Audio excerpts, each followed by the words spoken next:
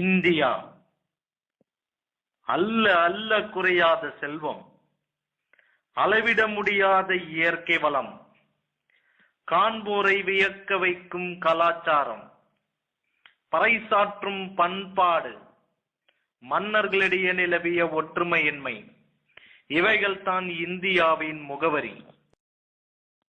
நிலப்பரப்பில் 7வது பெரிய நாடான இந்தியா மண், பொன், பொருள், கலை என மிக நீண்ட பேராசைகளுக்காக பாரசீகர்கள், கிரேக்கர்கள், குஷானர்கள், ஹீனர்கள், அரேபியர்கள், துருக்கியர்கள், மங்கோலியர்கள், முகலாயர்கள், போர்த்துகீசியர்கள், டச்சுக்காரர்கள், பிரெஞ்சுக்காரர்கள், ஆங்கிலேயர்கள் என தொடர்ந்து கைமாறி சுரண்டலுக்குட்பட்ட பின் வெற்றிடமாக விடுவிக்கப்பட்டது.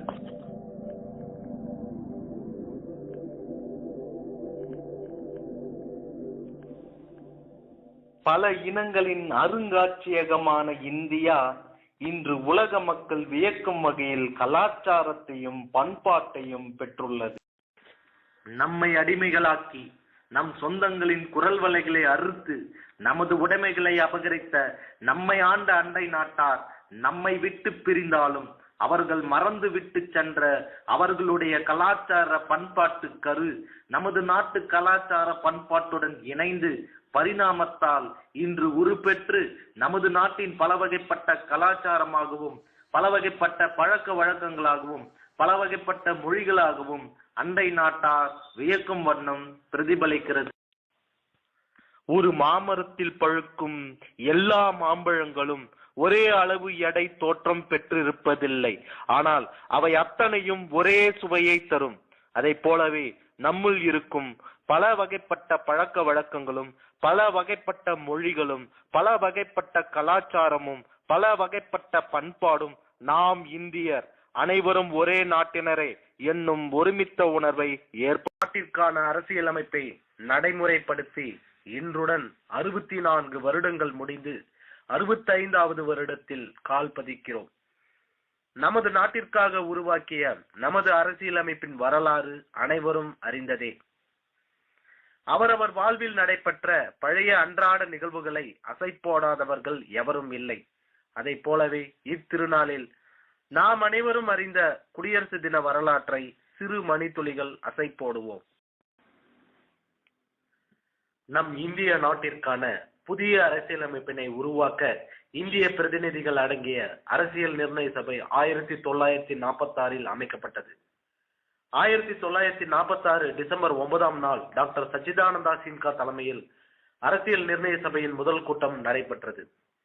டாக்டர் சின்ஹாவிற்கு பிறகு டாக்டர் ராஜேந்திர பிரசாத் அரசியல் நிர்ணய சபையின் தலைவராக தேர்ந்தெடுக்கப்பட்டார்.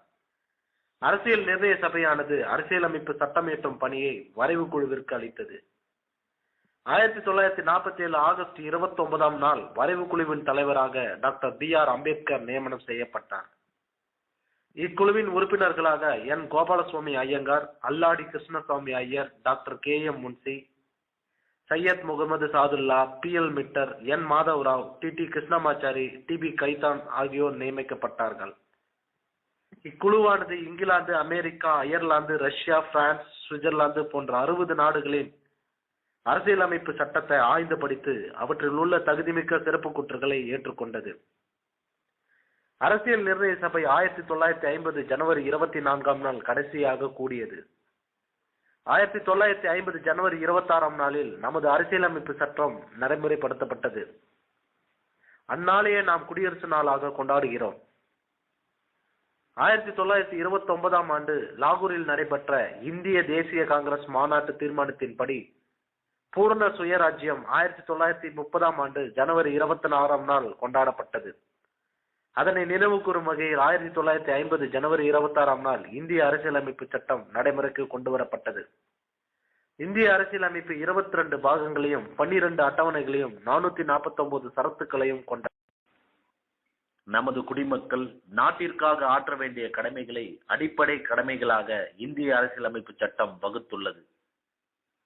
நமது அடிப்படை கடமைகளில் தேசிய ஒருமைப்பாட்டை வளர்க்கும் காரணிகளாக நாட்டின் இறையாண்மை, ஒற்றுமை மற்றும் ஒருமைப்பாட்டை பேணி காத்தல், நாட்டின் பாதுகாப்பில் அக்கறை கொள்ளுதல், சகோதரத்துவத்தையும் நல்லிணக்கத்தையும் உருவாக்க முனைத்தல், நம்முடைய பண்பாடு மற்றும் பன்முக பாரம்பரிய கலாச்சாரத்தின் மேன்மையை மதித்து பாதுகாத்தல், நாட்டின் பொது சொத்துக்களை பாதுகாத்தல், வன்முறையை கைவிடுதல் ஆகியவற்றை குறிப்பிடலாம்.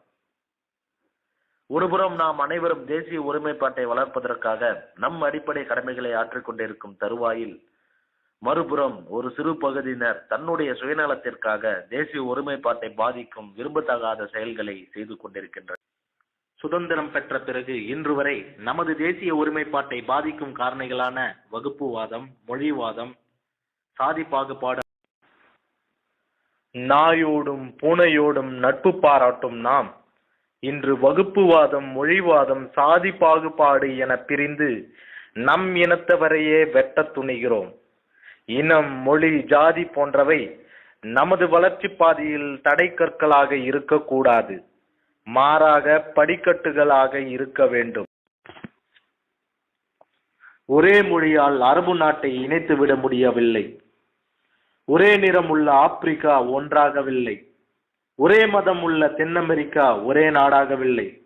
ஆனால் பல வகைப்பட்ட மொழிகளும், பல வகைப்பட்ட நிறங்களும், பல வகைப்பட்ட மதங்களும் கொண்டுள்ள நாம் அனைவரும் இந்தியர், அனைவரும் ஒரே நாட்டினரே என்னும் ஒருமித்த உணர்வு தோன்ற நம்முள் இருக்கும் சகோதரத்துவம் என்னும் உணர்வு தான் நம்மை இணைக்கிறது. இத்திருநாளில் அனைவரும் உறக்கச் சொல்வோம், யாதும் ஊரே யாவரும் கேளீர். Good morning, ladies and gentlemen. I am indeed delighted to be with the honorable members of the European Parliament on the occasion of the Golden Jubilee year of the European Union. I am reminded of the dream of an Indian poet, Kaniyan Pungundranar, who articulated in 3000 years back in Tamil classic Purananur. He says, Yadum Ure Yavarum Kelir, which means I am a world citizen. Every citizen is my own kith and kin, he said 3000 years back. As we say in India, where there is righteousness in the heart, where there is righteousness in the heart, there is beauty in the character. When there is beauty in the character, there is harmony in the home. When there is harmony in the home, there is harmony, there is an order in the nation. When there is order in the nation, there is peace in the world.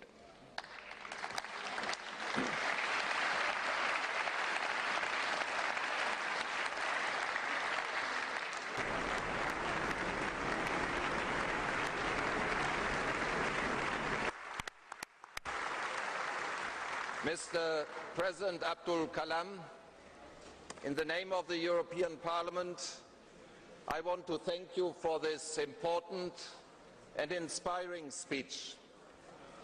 This was one of the most extraordinary speeches we have ever heard.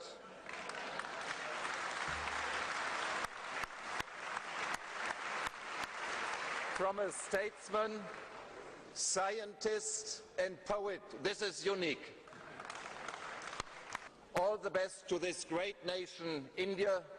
All the best to our cooperation between the great nation India and the European Union. All the best, Mr. President.